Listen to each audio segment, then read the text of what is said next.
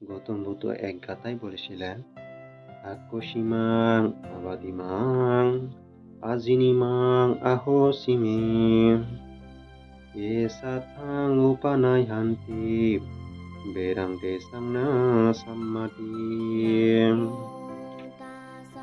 আমাকে আক্রোশ করিল, আমাকে প্রহার করিল, আমাকে জয় করিল, কিংবা আমার সম্পত্তি হরণ করিল, যাহারা এইরূপ চিন্তা পোষণ করেন তাহাদের শত্রুতার উপশম হয় না।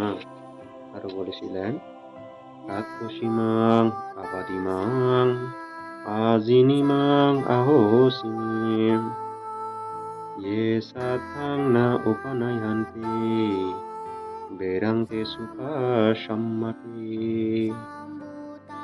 আমাকে আক্রোশ করিল, আমাকে প্রহার করিল, আমাকে জয় করিল, কিংবা আমার সম্পত্তি হরণ করিল, যাহারা এইরূপ চিন্তা পোষণ করেন না তাহাদের শত্রুতার